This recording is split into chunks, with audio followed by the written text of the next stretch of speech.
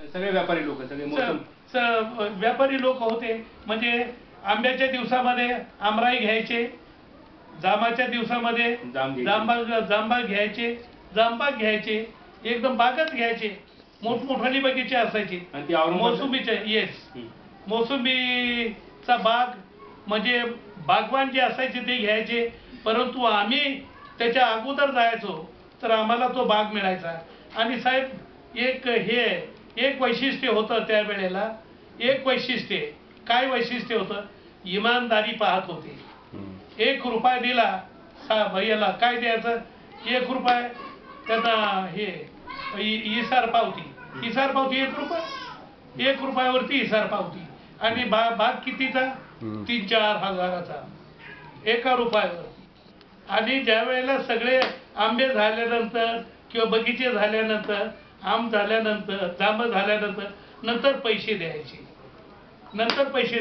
म्हणून माझे वडील हैदराबादला इथून मोटारीनं हे मोसंबी घेऊन जायचे हैदराबादला.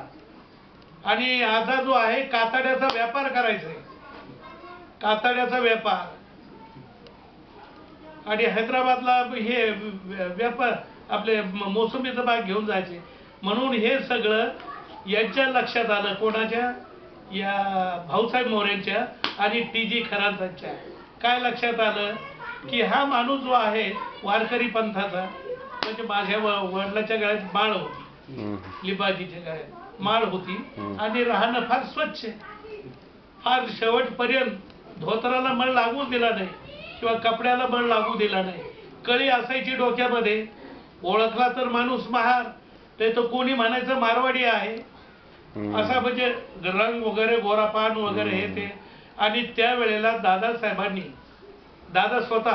दादासाहेब गायकवाडांनी ज्या वेळेला लाडसांगीला आले त्यावेळेला महारवाडा पाहिला.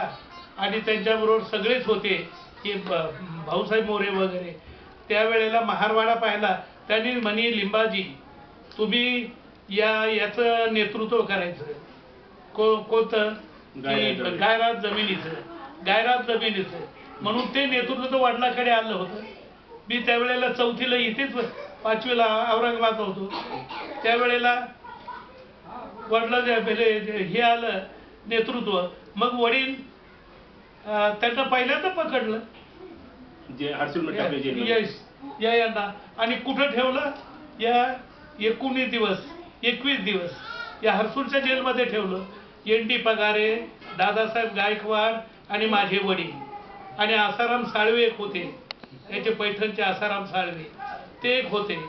आणि बी.टी. भैरव, ही सगळी मंडळी जेलमध्ये, टी.जी. खरात जेलमध्ये.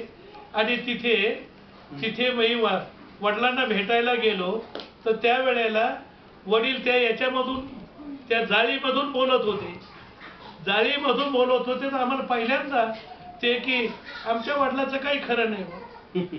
आमच्या वडिलाची आता आमची भेट होत नाही. म्हणून आता भेटायचं जर असेल तर तिथे जा, जाळीमध्ये पहा, वडील भेटतात. अशा प्रकारचं आमचा फॅमिली हिस्ट्री आणि फॅमिली हे आहे जीवन.